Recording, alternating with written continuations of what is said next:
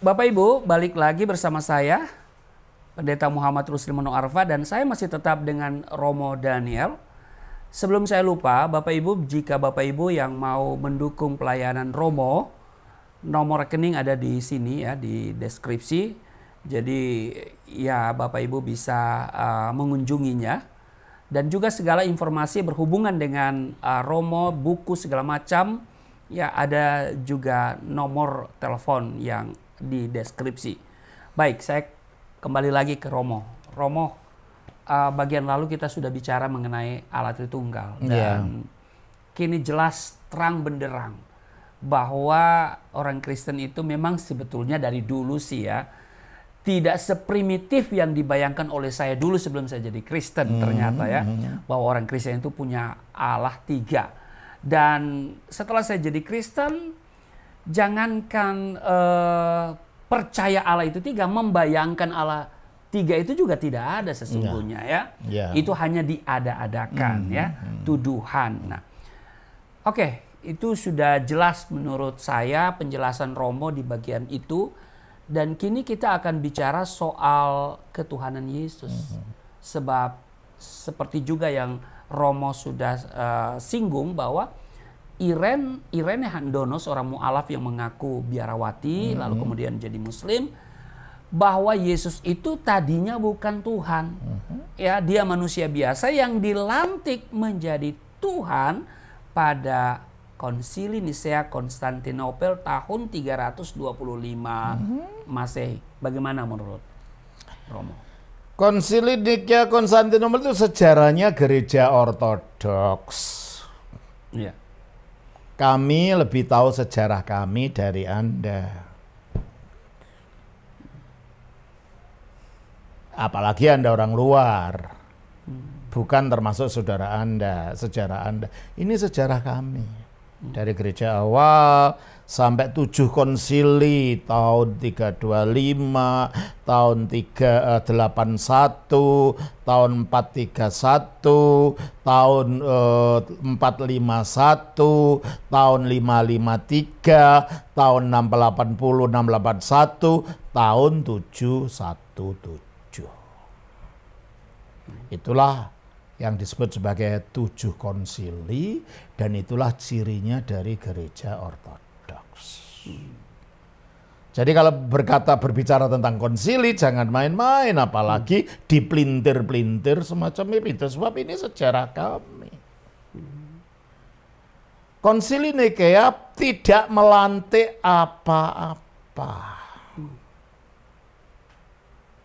Konsili Nikea adalah untuk mengklarifikasi posisi gereja yang ajarannya diterima dari para bapak gereja yang adalah murid dari murid dari murid dari murid dari para rasul. Dan para rasul ini menerima ajarannya langsung dari Kristus. Nah, waktu itu ada seorang Romo dari Mesir, dari Alexandria, namanya Arius, yang kebetulan pangkatnya sama dengan saya, Archimandrit. Archimandrit Arius. Archimandrit itu apa jabatannya? Archimandrit itu jabatan, archi itu artinya pimpinan, mandra itu domba, pimpinan para domba. Itu gelar dulu, gelarnya untuk seorang pimpinan biara dulu. Sekarang menjadi gelar kehormatan bagi seorang Romo yang tidak menikah, yang dianggap oleh gereja telah berjasa dalam karya-karya pelayanan dalam gereja. Tuh ya, namanya Archimandrit. Biasanya wakilnya uskup. Oh, oke. Ya. Iya. Dan saya memang wakilnya uskup. Uskup saya ya. Oke, baik. Nah, Archimandrit Arius ini dia dipengaruhi filsafat Yunani. Sehingga dia tidak bisa mengerti hubungan antara Kristus dan Bapaknya. Dan akhirnya dia punya pendapat bahwa Kristus itu hanya semacam makhluk roh yang pertama yang diciptakan oleh Allah. Jadi makhluk yang pertama yang diciptakan. Berwujud roh. Berwujud roh. Okay. Dan dialah yang membantu Allah untuk menciptakan dunia. Jadi sebenarnya ini ajaran musyrik. Musyrik ya? Iya dah. Iya betul. Karena akhirnya makhluk ini disebut Allah tapi dengan huruf kecil. Jadi ada Allah besar dan Allah kecil. Apa tidak musyrik itu? Musyrik. Gereja sebagai yang memegang ajaran keesaan Allah menentang ajaran itu. Jadi berbalikan dengan Bu Irina Handono ini. Akhirnya yang menjadi slogannya Arius adalah pernah ada waktunya di mana firman Allah pernah tidak ada. Jadi pernah ada waktunya. Ada waktunya di mana firman Allah pernah tidak ada sebelum diciptakan. Berarti pertanyaannya, ya, kalau firman Allah tidak ada lalu diciptakan, Tuhan menciptakan melalui apa? Nah, itu dia. Nah, ini mirip dengan ajaran Mu'tazilah dalam agama Islam. Oh, itu dipengaruhi oleh filsafat apa tadi? Yunani ya. Jadi kalau gitu, Arianismenya Kristen Ortodoks adalah Mu'tazilahnya dalam agama Islam. Yang itu ditolak oleh Ahlus Sunnah wal Jamaah. Betul. Jadi Ahlus Sunnah wal Jamaah itu kalau kekristenan adalah teologi ortodoks itu loh.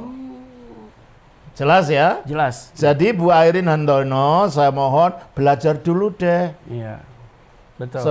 Sebelum ngomong iman orang lain, ya. Iya. Jadi pada waktu itu akhirnya jadi gegerlah di seluruh gereja.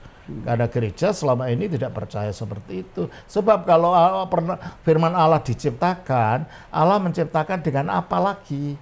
Ada berapa firman kalau begitu? Betul. Dan seandainya Allahnya tidak punya firman, tanda kutip apa Allah itu bisu? Ya. Betul. Itu loh permasalahan-permasalahan. Ya. Kalau gambaran mudahnya saja. Oleh karena itu akhirnya, karena dalam gereja purba itu ajaran perorangan itu tidak bisa diterima sebelum diratifikasi melalui konsili. Sehingga ini menjadi ajaran keseluruhan gereja milik keseluruhan gereja. Tidak bisa orang per orang mengarang ajarannya sendiri. Lalu dianggap saya mendapat wahyu Roh Kudus. Tidak bisa. Roh Kudus mengilhami gereja secara keseluruhan melalui konsili. Dalam konsili itu yang menjadi lawannya Arius adalah seorang Romo dari Alexandria juga. Namanya Athanasius. Athanasius ya. Ya. Gampangannya gini ya, lebih kompleks daripada yang saya gambarkan. Gampangannya gini. Romo Athanasius mengatakan, Romo Arius, kalau benar seperti yang Anda katakan, pernah ada waktunya di mana firman Allah itu tidak ada. Bagaimana dia bisa mengatakan bahwa dia bisa memberikan hidup kekal? Saya tidak bisa memberikan sesuatu kalau saya tidak punya sesuatu itu. Dia tidak akan bisa memberikan hidup kekal kalau dia tidak punya hidup kekal itu. Kalau dia punya hidup kekal, berarti dia punya kekekalan. Kalau dia punya kekekalan, berarti tidak punya awal. Kalau dia tidak punya awal, berarti dia tidak diciptakan. Kalau dia tidak diciptakan, berarti dia bukan makhluk. Jadi ini bukan dilan masalah lantik-lantik, tidak ada. Sebab Konsili Nikia itu diadakannya pada tahun 325. Padahal Injil Yohanes telah ditulis pada tahun 100-an. Ya. Dan di dalam Injil Yohanes itu dikatakan pada mulanya adalah firman, firman itu adalah Allah, firman itu adalah firman bersama Allah, firman itu adalah Allah. Yang nulis rasulnya Kristus sendiri. Bu Handono, tolong jangan membodohin orang. Apalagi ini iman orang lain. Kalau belum mengerti, belajarlah dulu. Ya. Jadi kalau begitu pada tahun itu bukan masalah melantik kok Tuhan dilantik, itu siapa yang melantik Tuhan? Dia sudah dari sononya Tuhan. Ya, apalagi Alkitab mengatakan yang 200 tahun sebelum Konsili Nikea sudah ada lebih dulu mengatakan firman itu telah menjadi daging, telah menjadi manusia. Jadi dari awal orang Kristen itu percaya Kristus itu bukan dia sekedar manusia biasa. Petrus Kristus itu adalah firman-Nya Allah yang menjadi manusia.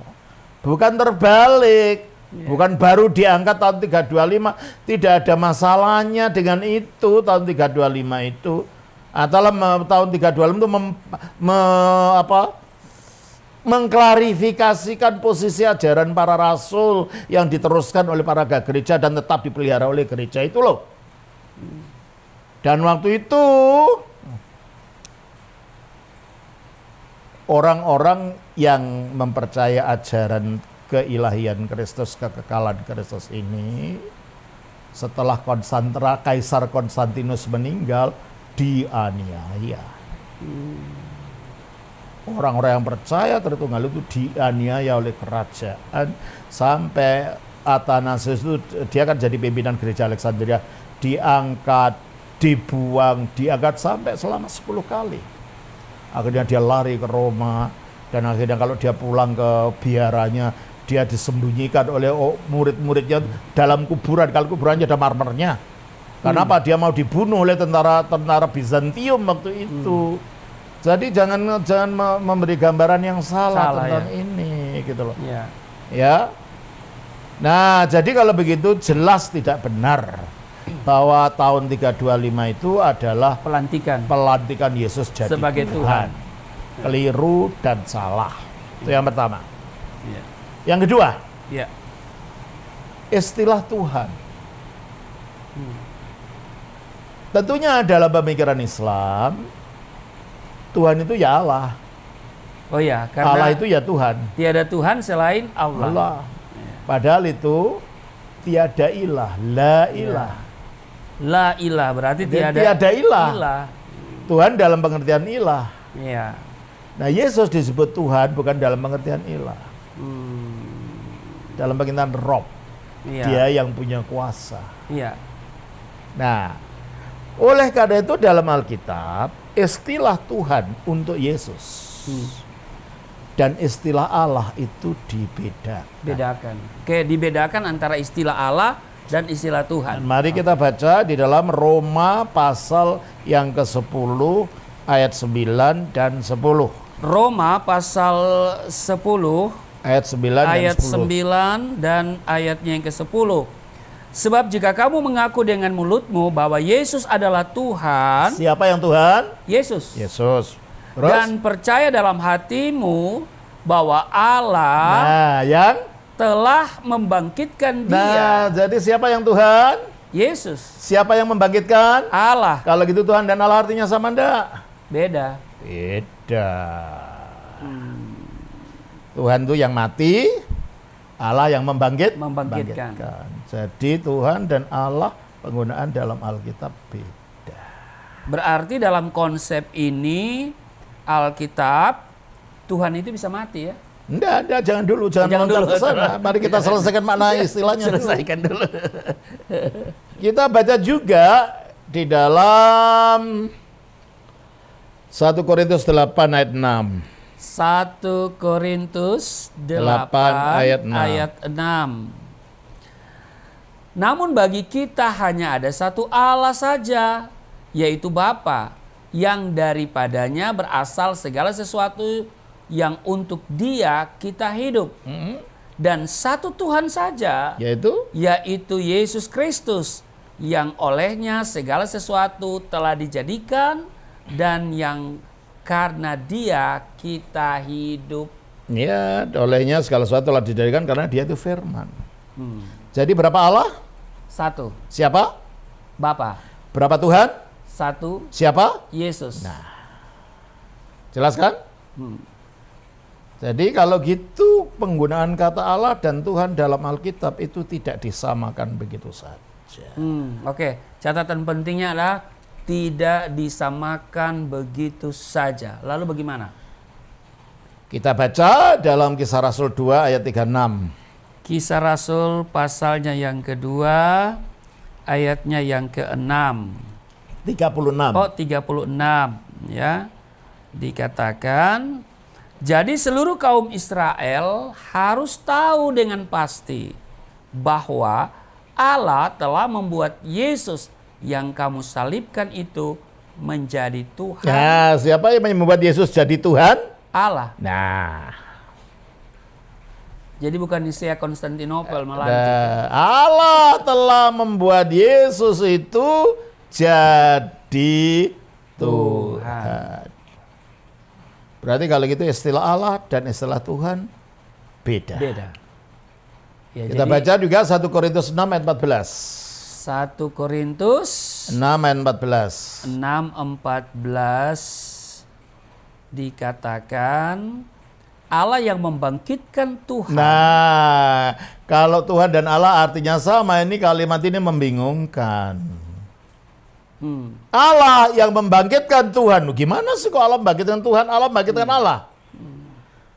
Nah, tapi kalau kita sudah mengerti bagian-bagian lain kitab suci, maksudnya Bapa membangkitkan Yesus.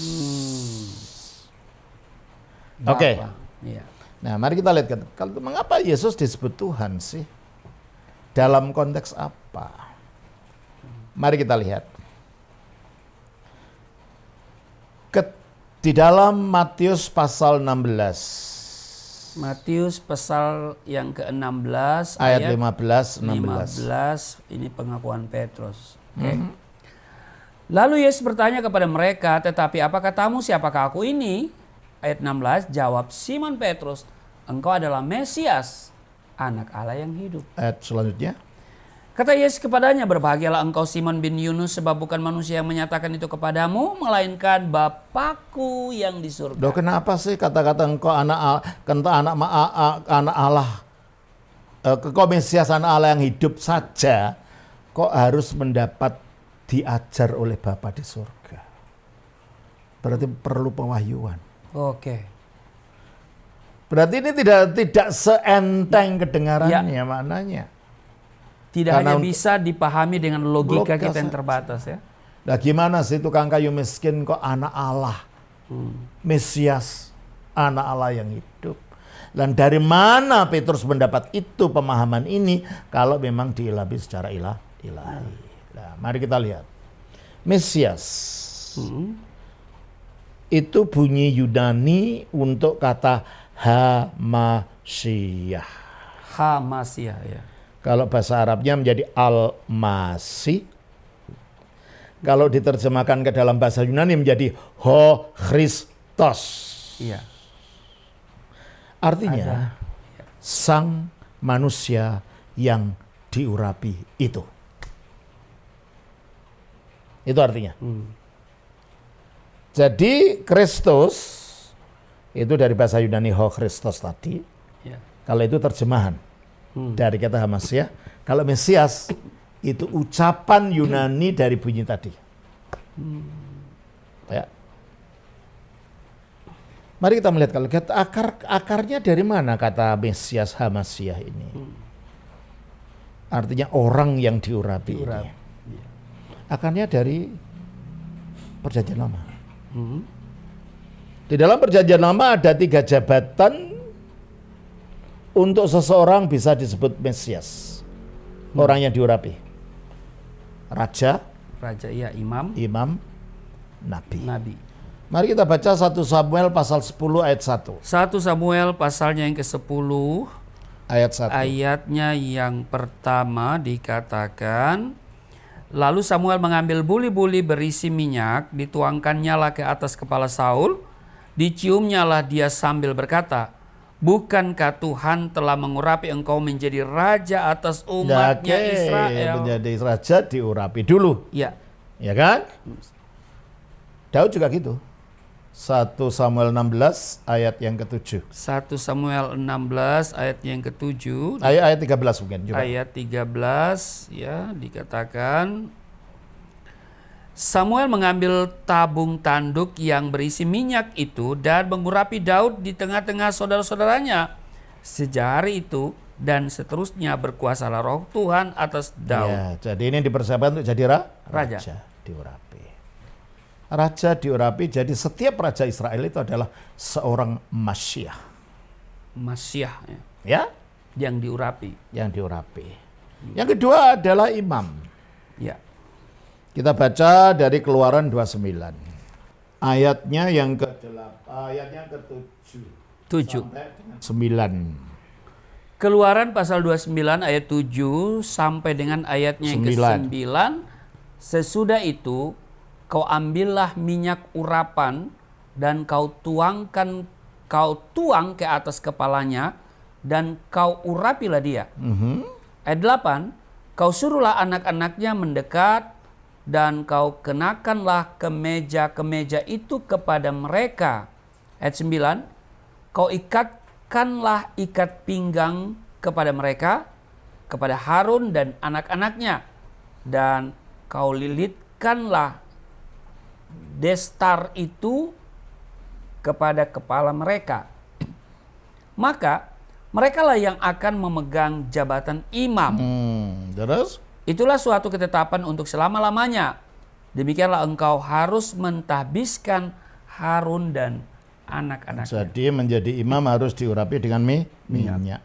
Menjadi raja harus diurapi dengan minyak. Menjadi nabi juga harus diurapi dengan minyak. 1 Raja-Raja 19 ayat 16. 1 Raja-Raja 19 ayat 16. 1 Raja-Raja 19 ayat 16. Juga Yehu cucu Nimsi haruslah kau urapi menjadi raja atas Israel, dan Elisa bin Safat dari Abel Mehola harus kau urapi menjadi nabi menggantikan engkau. Jadi menjadi nabi juga harus diurapi, menjadi raja harus diurapi, menjadi imam harus diurapi. Ya. Jadi setiap nabi, jadi kalau ada nabi ngaku-ngaku nabi tapi tidak pernah diurapi, gimana kenabiannya dapat sah? Ya toh? Dan kalau diurapi itu harus diurapi oleh seorang imam atau atau nabi yang lain. Ya. Ya. Kita baca di dalam Mazmur pasal 105 ayat yang ke-15. Mazmur 105 ayat 15. 105 ayat yang ke-15. Jangan mengusik orang-orang yang kuurapi dan jangan berbuat jahat kepada nabi-nabiku. Jadi nabi itu orang yang diurapi. Nah, seorang nabi itu seorang Masyia. Setiap raja itu seorang Masyia. Setiap imam itu seorang Masyia, tapi bukan Masyia. Oke. Ngerti Ya? Seorang raja adalah Masyia. Seorang Masyia. Seorang imam adalah seorang Masyia. Seorang nabi juga disebut Masyia, tapi bukan Masyia. Oh, ini luar biasa nih. Ya, untuk menjadi Masyia, satu orang harus merangkap 3 jabatan ini. Oke. Dialah imam, dialah raja, dialah nabi. Dan itu ada pada Yesus. Jelas ya? Iya. Dan bukan itu aja. Dia harus memiliki 3 jabatan ini secara mutlak, tak bisa dikatingkan. Yang itu mengharuskan orangnya tidak bisa mati. Itulah harus bangkit dulu dari kematian. Dan sesudah mati tidak bisa mati lagi. Maka kebangkitannya Yesus itu fondasi dari penyataan dirinya sebagai Mesias. Jelas. Makanya Petrus berkata, engkau adalah Mesias. Engkau adalah Masyia, anak Allah. Lah kenapa kok Masyia disebut anak Allah? Ini karena sesuai janjinya Allah pada Daud. Di dalam 2 Samuel pasal 7 ayat 12 sampai ayat 16. Tolong bacakan. 2 Samuel pasal 7 ayat 12 sampai 16. 2 Samuel pasal 7, 16. 12 sampai 16. 12 sampai 16. Apabila umurmu sudah genap dan engkau telah mendapat perhentian bersama-sama dengan nenek moyangmu, maka aku akan membangkitkan keturunanmu yang kemudian. Ya, aku akan membangkitkan keturunanmu yang kemudian. Terus anak kandungmu, anak kandungnya, dan aku akan mengokohkan kerajaannya. Terus ayat 13, dialah yang akan mendirikan rumah bagi namaku, dan aku akan mengokohkan tahta kerajaannya untuk selama-lamanya. Nah, stop dulu. Sepintas seolah-olah itu digenapi pada Salomo. Betul. Karena Daud mati, dia mendirikan rumah Allah. Ya. Dia menjadikan, tapi ternyata tidak digenapi dalam Salomo karena kerajaannya akan selama-lamanya. Padahal kita tahu setelah Salomo mati kerajaannya pecah jadi dua. Yang satu kerajaan Samaria sebelah utara, dan yang satu kerajaan Yehuda di sebelah selatan. Dan kemudian kerajaan Samaria digempur Raja Assyria, bangsa Israel diboyong dalam tawanan, dan kemudian beberapa tahun kemudian kerajaan Yehuda demikian pula, sehingga kerajaan Daud habis. Apa Allah bohong? Nah, padahal ada anak Daud yang akan memiliki kerajaan selama-lamanya. Teruskan. Ayat 14 di 2 Samuel pasal 7, aku akan menjadi bapaknya dan ia akan menjadi anakku. Ternyata Mesias itu gelarnya adalah anaknya Allah. Dalam arti dia menjadi wakilnya Allah untuk menegakkan hukumnya di tengah-tengah umatnya. Jadi Mesias anak Allah artinya itu. Jadi istilah anak Allah kalau sebelumnya telah kita katakan artinya firman, ini arti yang kedua. Artinya adalah Mesias yang mewakili hadirat kekuasaan Allah di tengah-tengah umatnya. Dan yang menyelamatkan umatnya. Maka dia disebut sebagai anak Allah. Terus? Apabila ia melakukan kesalahan, maka aku akan menghukum dia. Nah, ini berbicara tentang anak-anak Daud. Dengan rotan yang dipakai orang dan jadi sebelum Mesias yang sebenarnya datang, ternyata ada anak-anak Daud yang melakukan pelanggaran-pelanggaran.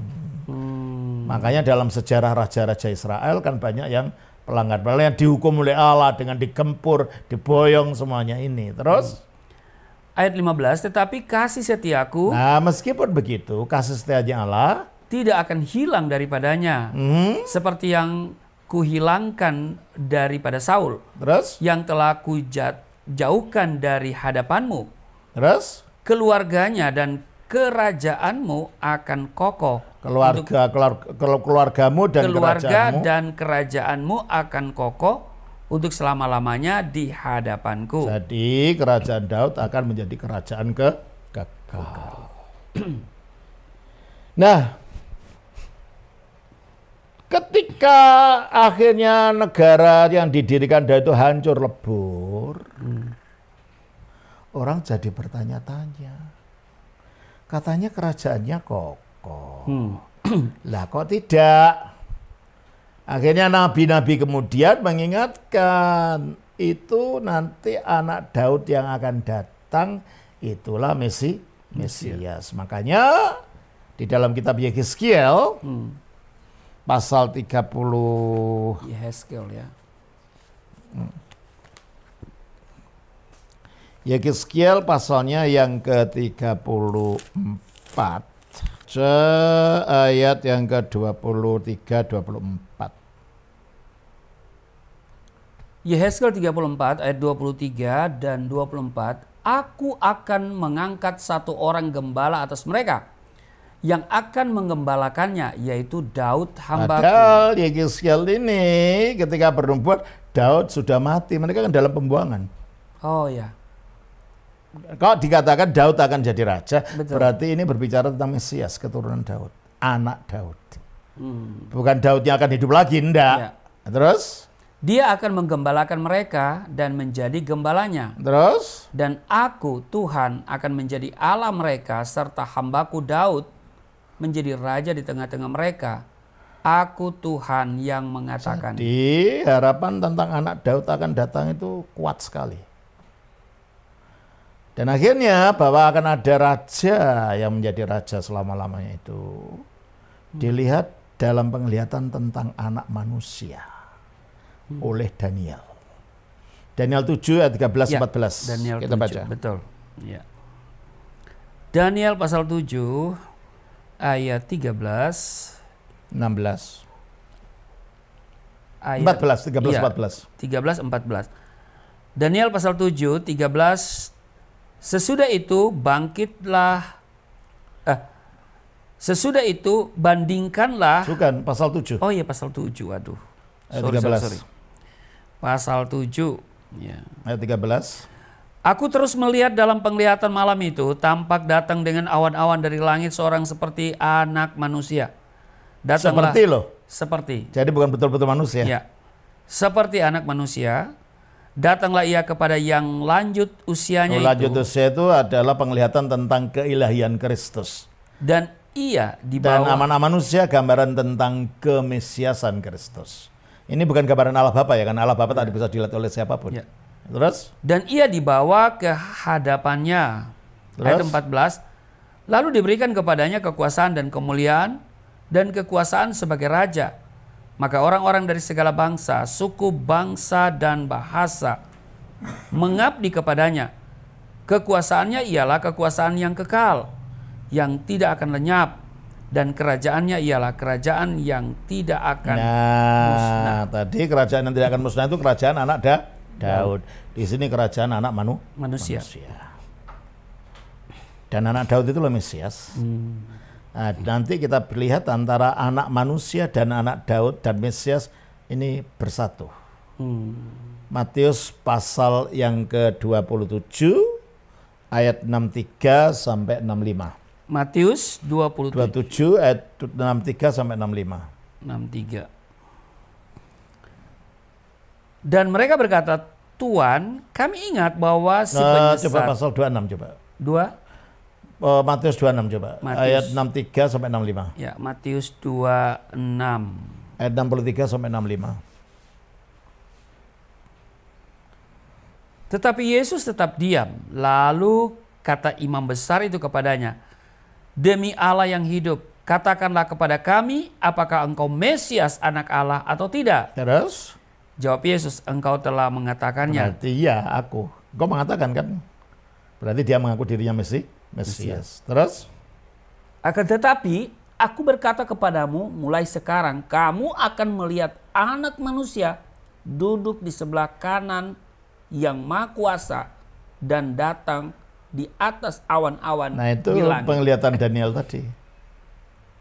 Sinkron ya? Iya, jadi ternyata Mesias itu adalah anak manusia yang dilihat oleh Daniel. Itulah sebabnya Yesus selalu menggunakan istilah anak manusia ini untuk dirinya. Artinya aku loh anak manusia yang dilihat Daniel itu. Aku ini Mesias. Dan itulah yang membuat orang Farisi ahli Taurat itu kemudian gusar ya. Iya. Karena rupanya bahasa itu mereka udah ngerti ya. Ada yang ngerti, ada yang tidak. Ya, karena itu luar biasa bagaimana ini bisa ya, tukang kayu ini loh mengaku makhluk yang kelihatan dia di dalam penglihatan Daniel itu ya. Nah, makanya ketika Yesus lahir dikatakan oleh malaikat di dalam Lukas 1 ya. Ayat 32 sampai 34. Lukas 1 ayat 32 dikatakan ia akan menjadi besar dan akan disebut anak Allah yang Maha Tinggi. Ya, maksudnya Mesias tadi kan? Ya. Nah, terus? Dan Tuhan Allah akan mengaruniakan kepadanya tahta Daud bapa leluhurnya. Nah, terus?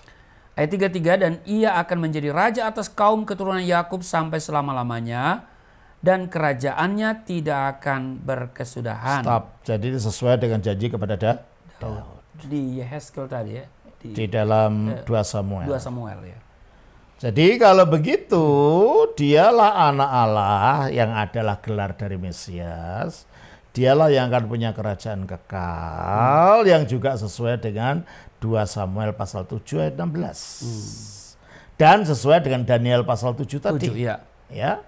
Nah, kalau dia punya kerajaan kekal, artinya kerajaan tidak akan habisnya. Rajanya juga harus raja yang tidak bisa mati. Ya.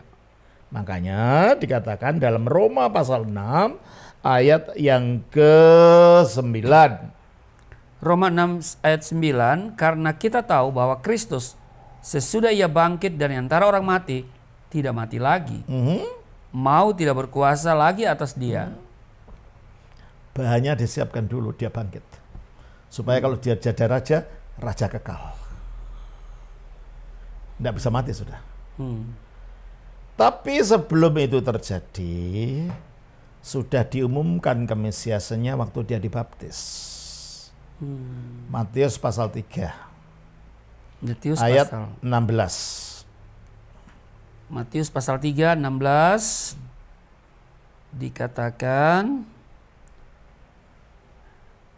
sesudah dibaptis, Yesus segera keluar dari air dan pada waktu itu juga langit terbuka dan ia melihat Roh Allah seperti burung merpati turun ke atasnya. Terus, jadi itu pengurapannya. Ya. Seperti Daud diurapi oleh Nabi Ya. Samuel. Terus 17, lalu terdengarlah suara dari surga yang mengatakan, inilah anakku yang kukasihi, kepadanya lah aku berkenan. inilah anakku yang kekasih, itu penggenapan dari Mazmur 2 ayat 7. Mazmur pasal 2 ayat 7. Wah, kok Markus ya? Ya. Mazmur pasal 2 ayat 7. Aku mau menceritakan tentang ketetapan Tuhan. Ia berkata kepadaku, anakku engkau telah kuperanakan pada hari ini. Jadi pada waktu Bapa mengatakan inilah anakku yang kekasih, itu menggenapi Mazmur 2 ayat 7, yang Mazmur ini adalah Mazmur tentang Mesias. Dan kepadamu aku berkenan, itu penggenapan dari nubuat tentang Mesias dalam Yesaya 43 ayat 1. Yesaya 43 ayat 1.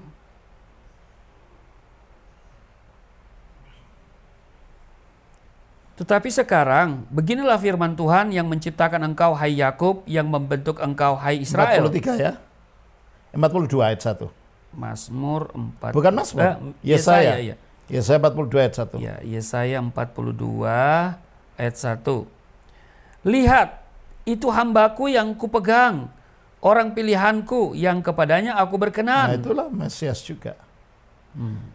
Jadi pada waktu dia dibaptiskan, dia sudah diurapi siap untuk menjadi raja dan sudah dideklarasikan sebagai Mesias. Tapi pelantikannya hanya sesudah dia tidak bisa mati.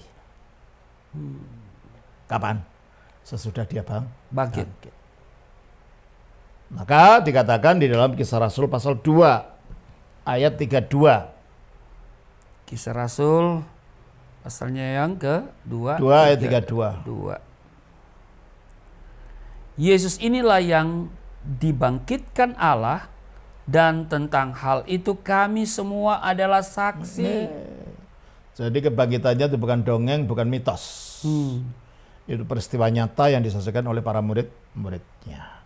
Nah sesudah bangkit apa yang terjadi?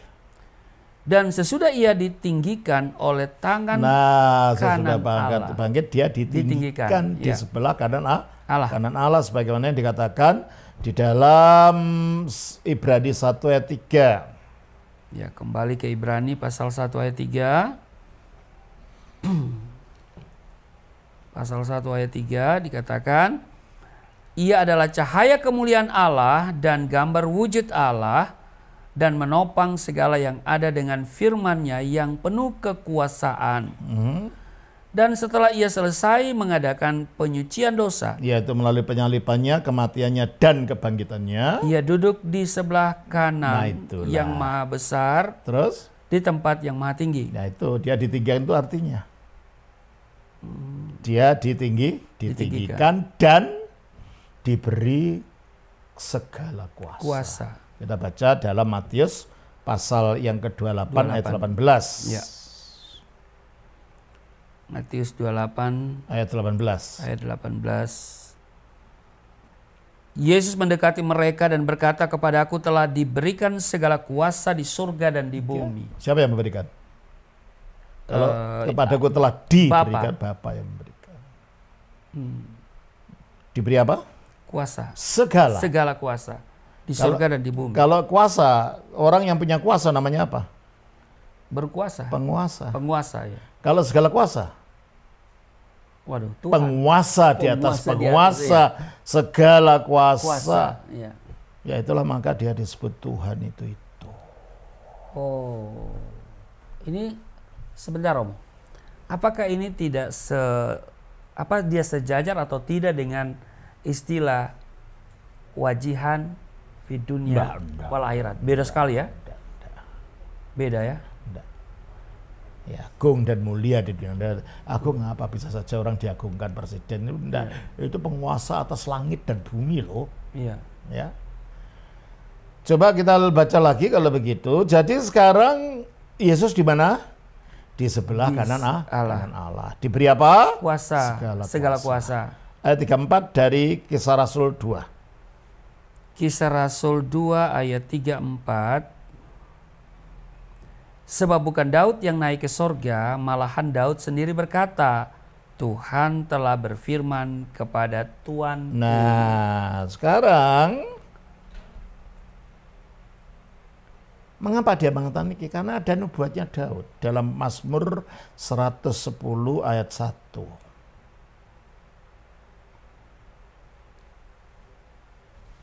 Mazmur 110 ayat 1. Ya.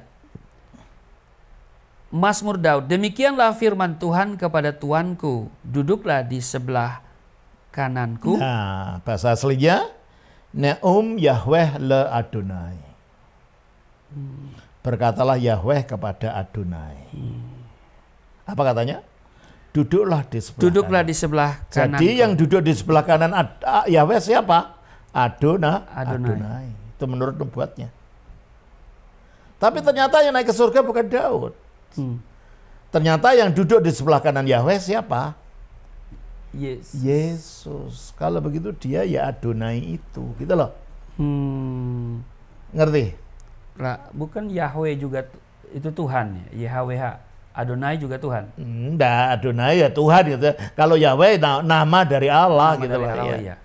Kalau Adonai ini ada gelar kekuasaan. Oke. Ya. Coba kita baca di dalam Kisah Rasul 2 ayat 34 tadi.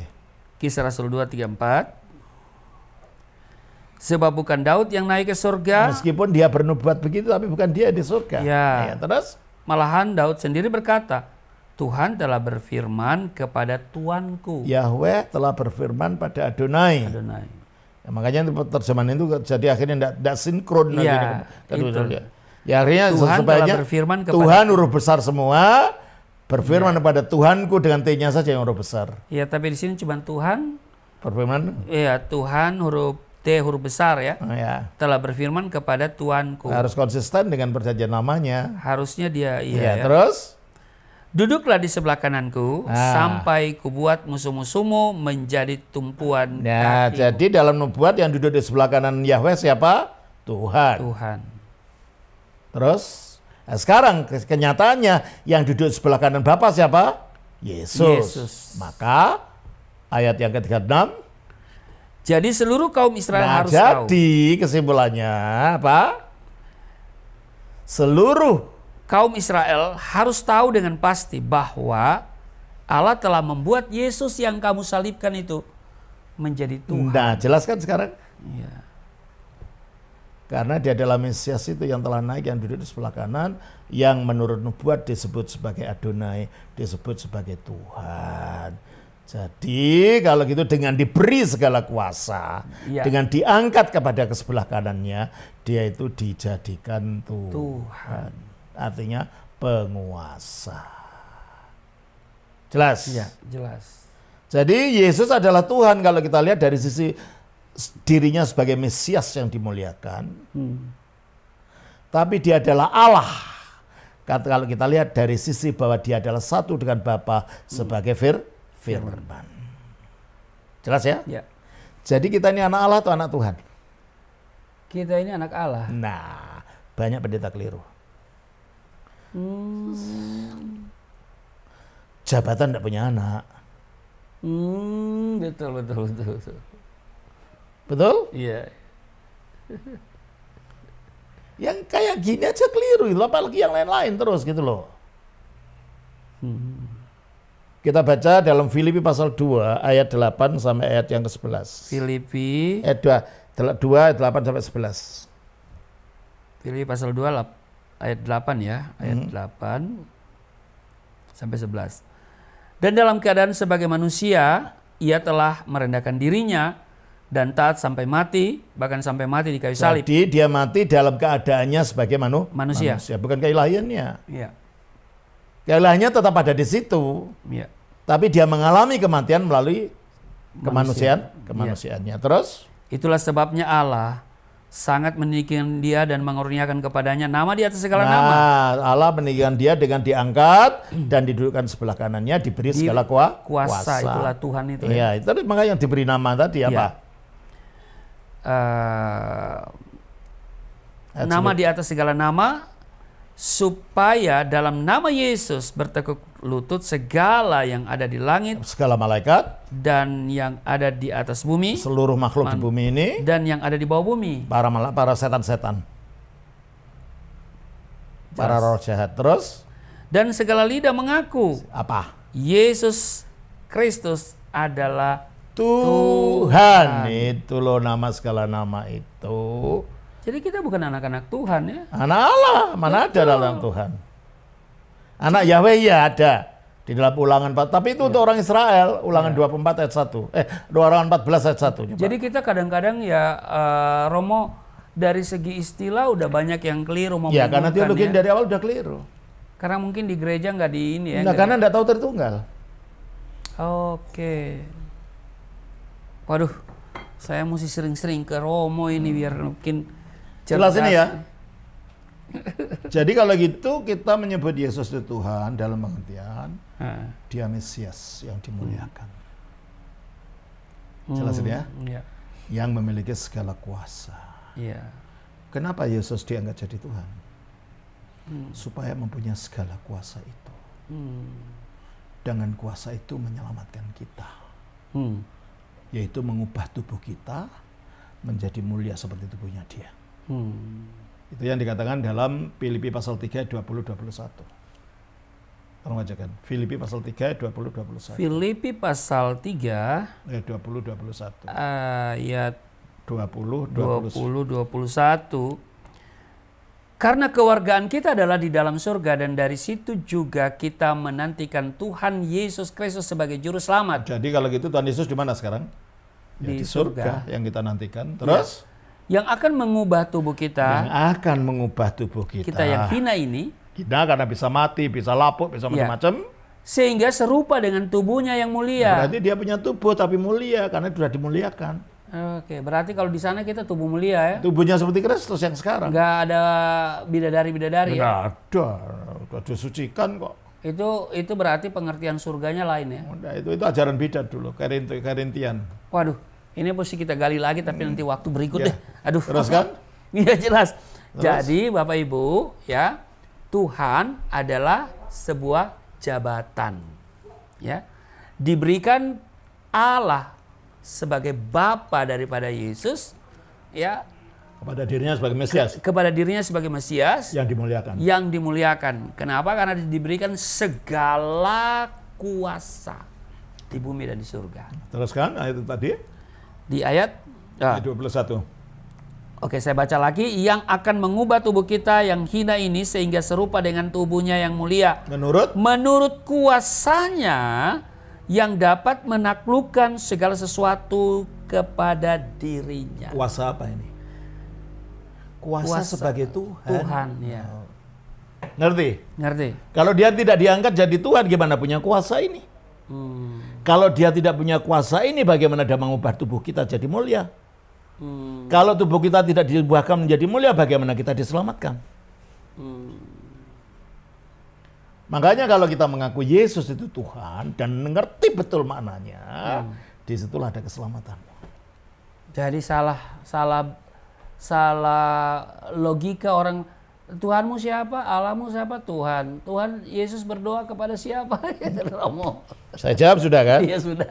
Jelas ini ya. Oke. Jadi kalau gitu Tuhan Yesus artinya bukan Allah Yesus. Tuhan Yesus artinya Sang Maha Penguasa Yesus. Sang Maha Penguasa ya. Yesus. Nah, apa Yesus bukan Allah? Kalau dia firman, iya memang Allah. Tapi gelar Tuhan itu artinya bukan otomatis Allah.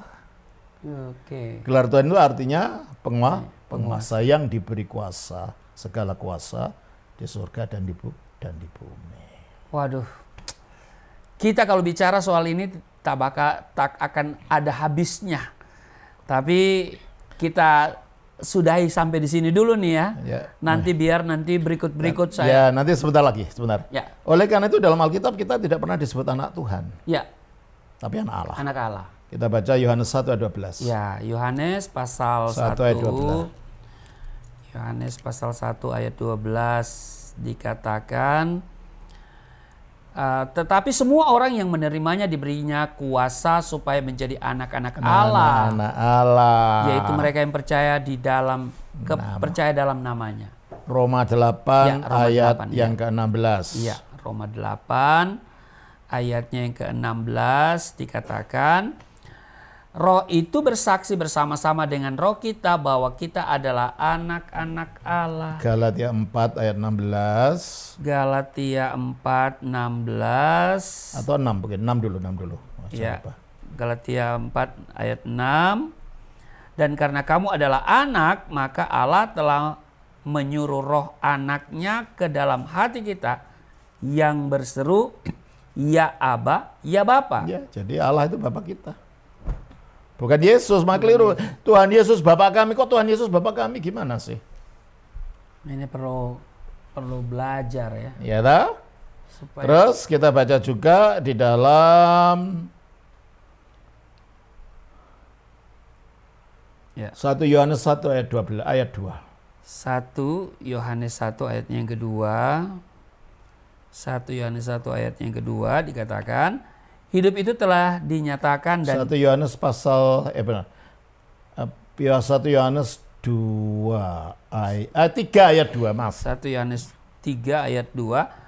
Saudara-saudaraku yang kekasih, sekarang kita adalah anak-anak Allah. Anak Allah, semua anak Allah.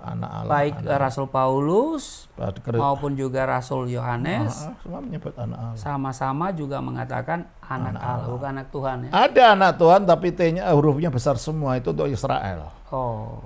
Dan dalam perjanjian lama, kalau terjemahnya menggunakan huruf besar semua itu artinya Yahweh. Kita baca Ulangan pasal 14 ayat 1. Ulangan pasal 14 ayat 1. Kamulah anak-anak Tuhan. Ya. Huruf besar semua kan? Ya.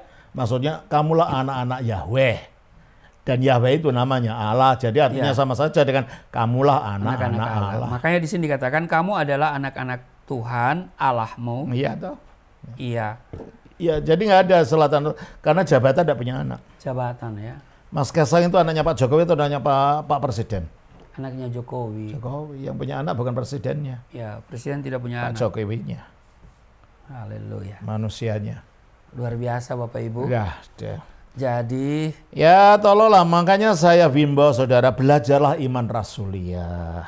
Ya. Ajarannya para rasul sudah datang di sini. Ya. Saya mengajarkan itu. Jangan merasa bangga punya ajaran, wah hebat menemukan kebenaran sendiri. Ya kalau benar, kalau enggak. Ya. Ajaran kebenaran itu harus punya mata rantai sampai ke para rasul, para bapak gereja, para rasul. Jangan merasa, wah sombong, saya punya tahu, saya sudah tahu semuanya, saya tidak perlu itu. Kita ini siapa? Itulah. Merasa begitu. Oke. Ya. Ini luar biasa Bapak Ibu, sekali lagi saya ingatkan kalau Bapak Ibu mau mendukung pelayanan Romo, nomor rekening Romo ada di sini ya, di bawah. Dan setiap benih yang ditabur tidak akan menjadi sia-sia. Dan dalam pengembangan di sini ya, kalau saya punya duit banyak Romo ya, saya akan bangun gedung yang lebih besar untuk Romo nih.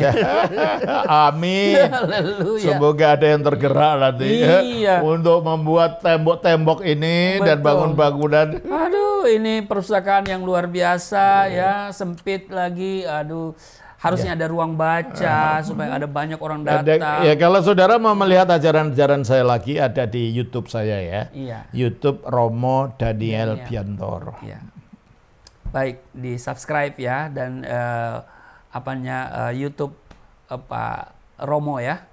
Baik Bapak Ibu, kita sudahi di sini dulu mengenai Yesus Tuhan, dan nanti kita sambung lagi pada apakah Alkitab itu sudah dipalsukan. Kalau palsu mana yang asli, dan kalau dipalsukan siapa yang memalsukan, kapan dipalsukan, dan bagian mana yang dipalsukan. Karena itu ikuti terus kami. Tuhan Yesus memberkati.